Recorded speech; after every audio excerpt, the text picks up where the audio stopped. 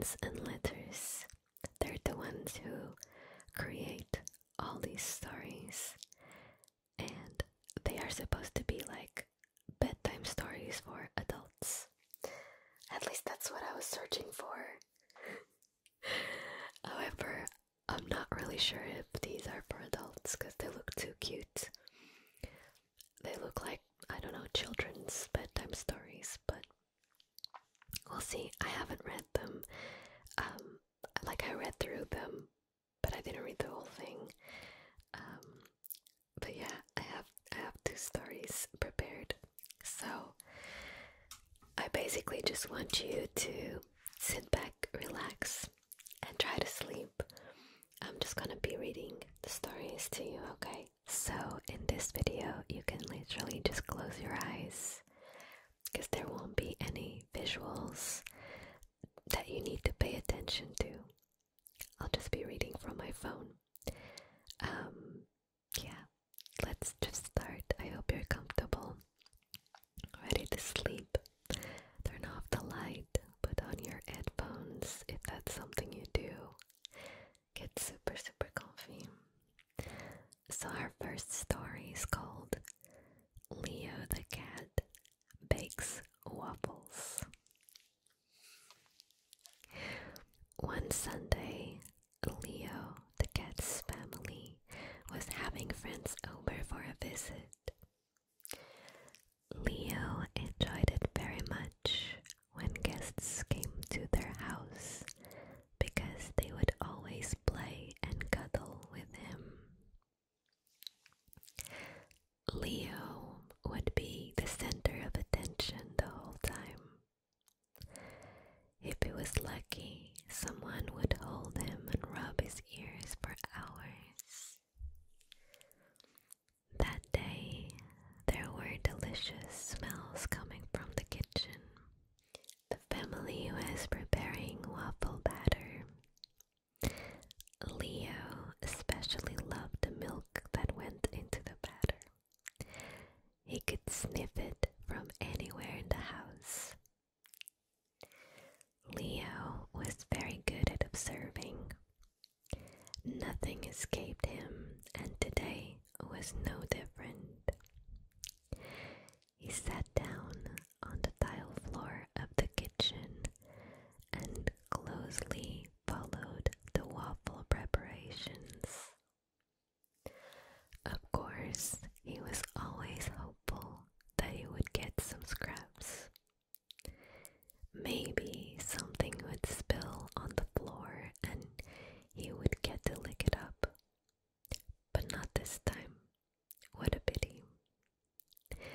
He dreamed of tasting the milk, but Leo's family always fed him at specific times. They worried that he might get too fat.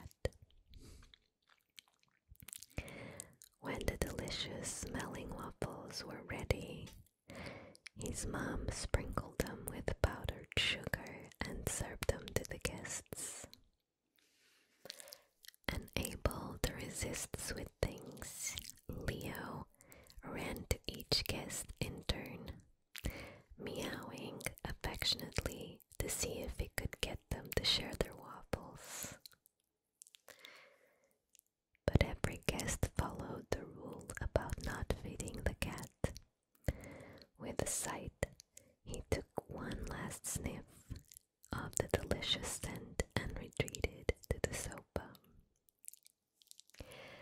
That's when he had an idea. He would wait for the next day when everyone went to work and he had the whole kitchen to himself. Then he could do whatever he wanted. That night he could hardly sleep because he was so excited. The next morning, the family said goodbye to Leo the cat. As usual, his mom said, "Be a good boy, have a nice day, and we'll see you tonight." Meow. Leo replied like always, which meant, "Of course I will." As soon as the door closed, Leo got to work. "I'm going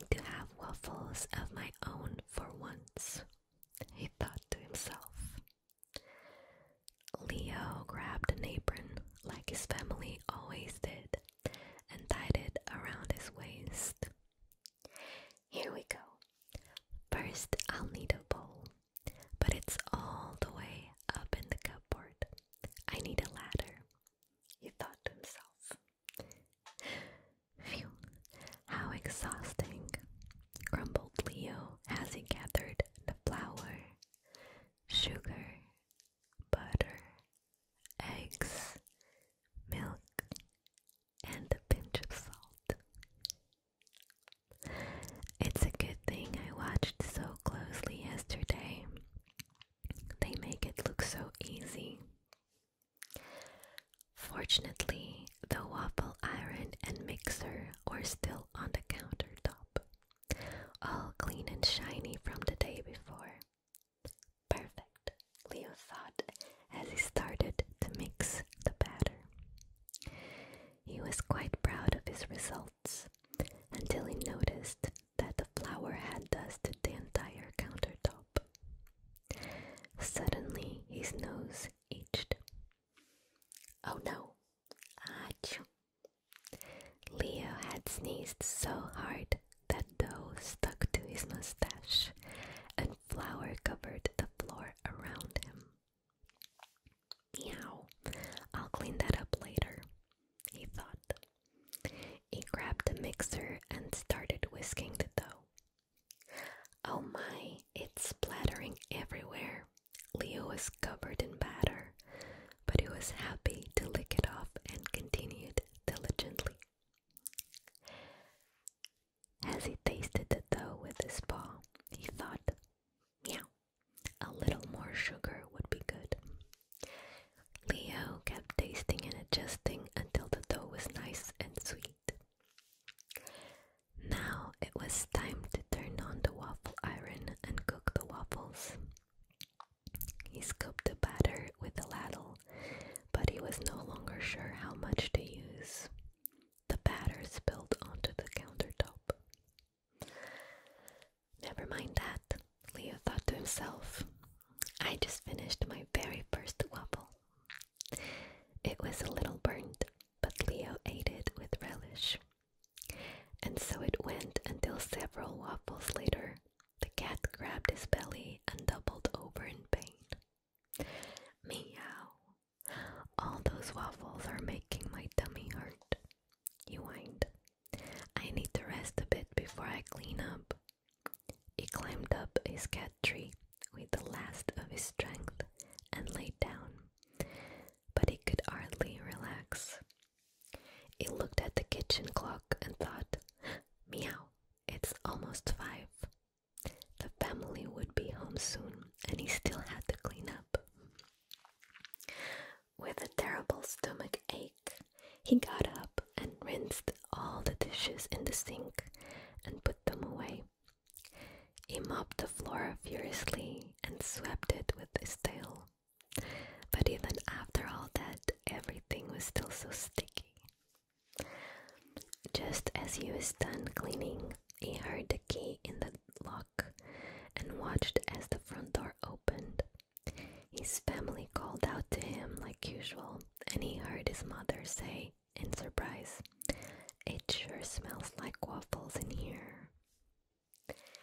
She went to feed Leo, who usually couldn't get enough of his food, but today he wouldn't eat a thing. He was exhausted and his belly was sticky from all the sugar. She scratched Leo behind the ears and said, "You're all sticky. What did you get up to today? Are you not feeling well, Leo? I think you should go to sleep early and get some rest." Meow, meow, meow. Leo the cat quickly agreed before jumping into his basket, so she couldn't ask him any more questions. That was close. I'll never do anything like that again, he thought as he fell asleep. The end. This story was adorable. Honestly, I love them so much. I love the fact that it's such a light story that works for everyone. I hope you're enjoying the bedtime story. If at this point you are still awake, we're gonna go for our second story. So don't worry, you still have time to get comfy and get sleepy with the second story. I'm gonna grab some water. In the meantime, I'll use this break to tell you our secret code for today. Obviously, it will have to be a little cat, okay?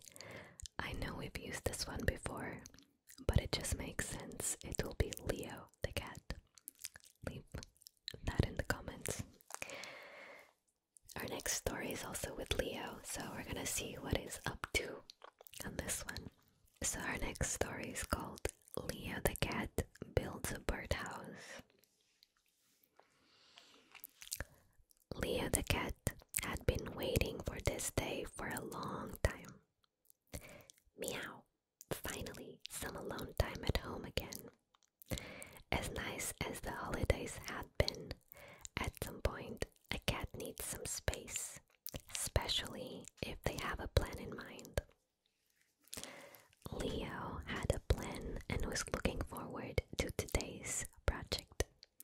He wanted to build a birdhouse. After hearing a story his grandpa Benjamin told at Christmas, Leo decided he wanted to do something good. He was going to build a birdhouse for the garden. Leo liked that he would be able to comfortably watch the birds up close from his favorite warm windowsill. I will never be bored again, and the birds will always have something to eat, he thought. As soon as his family left the house to go back to work, the cat stretched and took a deep breath. Now I can finally get started. Meow. First, I will go to the basement to see if I can find the tools and materials that I need, he thought. He quickly went downstairs. Luckily, he found a slightly open door to the basement workshop. Leo liked being in the workshop because it smelled pleasantly of wood and was cozy and warm. Whenever he got bored, he came down to watch his dad repair or design something out of wood. The loud noise from the drilling and milling machines was hard on Leo's sensitive ears. He would disappear when they come on, and only come back around the corner when the noise had stopped.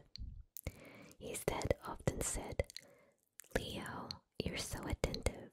You would think you were trying to learn how all of this works." Then he would wink at the cat.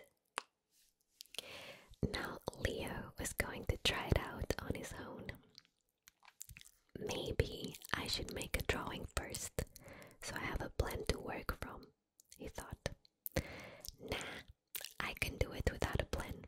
I'm sure it won't be that complicated. Meow. He looked around and found the wood he needed stacked in the corner of the workshop. Next, I need nails, a hammer, and a saw, of course. Oh, yes, a folding rule wouldn't be a bad idea either. Where is it? Leo thought. He jumped onto the workbench and searched through all of the supplies, but he couldn't find the folding rule anywhere. Well, I can manage without it, the cat thought to himself, and began to work with the wood. The 3 logs that Leo was using as a frame for the fitting area were all different lengths. That's what a saw is for, Leo thought. He began to cut one log after another with the saw. But once Leo had cut each piece, they were still different lengths. He placed them side by side, then one on top of the other, sewing a little here and a little there to even them out.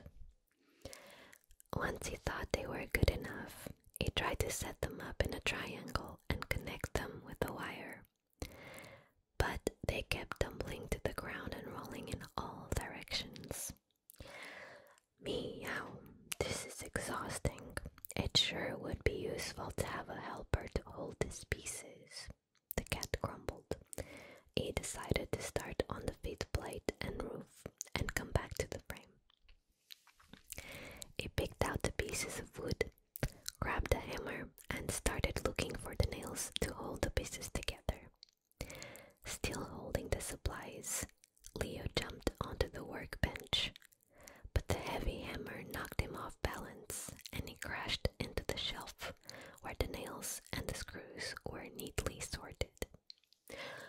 Oh no, he thought as they fell, scattering over the workbench and onto the basement floor. The cat kept his cool. With the nails scattered like this, he could easily grab the ones he needed, so he began to hammer. Ouch! That was my paw. He licked the wound briefly and discovered a drop of blood. The cat sprinted upstairs, got a bandage, and stuck it on the small injury. Then he dashed back downstairs. It doesn't hurt at all anymore, he rejoiced, feeling a bit proud. Even though Leo kept missing the nail, he hammered tirelessly. The nails were crooked and slanted, but they held the pieces of wood together. That makes it look so easy, Leo thought to himself. But for my first birdhouse, it looks pretty good. He looked over his work and was pleased with the results. The fact that the pieces weren't exactly the same length didn't bother Leo at all, so he was sure the birds wouldn't care either. The most important thing was that the feeding area was covered. Now only the stubborn frame was left. He brought the spool of wire back up to the workbench and wrapped it around the 3 logs until it was tight enough and looked reasonably stable. The cat put the 2 parts of the birdhouse together with the last of his strength. It wobbled dangerously, but it stood. Only now he was exhausted and he still had more to do. Oh dear, thought Leo. I think that's enough for today. Just a quick bit of tidying up and I'll finish tomorrow. Just then, he realized that he hadn't even thought about how to get the finished structure up the stairs and into the garden. Forgetting all about tidying it up, he trotted up the stairs to his basket to think of a solution. A short time later, his family came home. They greeted Leo and started their evening ritual of eating supper and getting cozy on the couch. At least that was the usual routine. But not today. Of all the days, the back of a chair had become loose and Leo's dad decided it was best to fix it immediately. As he made his way towards the basement workshop with the chair, Leo tried to stop him by jumping up and scurrying around his dad's legs. "What's with you, Leo? You want to come watch? Well, come on then," he said to the cat. Leo felt queasy. He wanted to explain the mess in the workshop, but all that came out was a quiet meow. When Leo's dad opened the basement door, he looked surprised to see the wobbly birdhouse and mess on the floor. He called upstairs to his wife. "Say, did Grandpa Benjamin mention that he was building a birdhouse with the kids over the holidays? It seems he might not have had time to finish it. There's a bit of a mess down here." Luckily, Leo's mum also thought it was Grandpa's mess. He quite likes to tinker around down here. He didn't tell me about it though. Would you mind hanging it up in the garden? I'm sure the birds would love some food, she said. Phew, that was lucky, thought Leo. Now he didn't need to worry about how to get the birdhouse into the garden. He went back upstairs thinking about how great his family is and fell blissfully asleep. The end. I love how the cat always gets away with his things. I can imagine my cats doing random stuff when I'm gone. Not building birdhouses or making waffles, but yeah. Well, if you're still awake, I hope you enjoyed the stories today. I thought it would be a nice idea to just read something. And I love these two, so I might be able to bring more stories in the future if you're interested in that. If not, that's okay too. Well, I guess that's all for today. You need to go and get some rest. Thank you so much for watching, and I'll see you soon.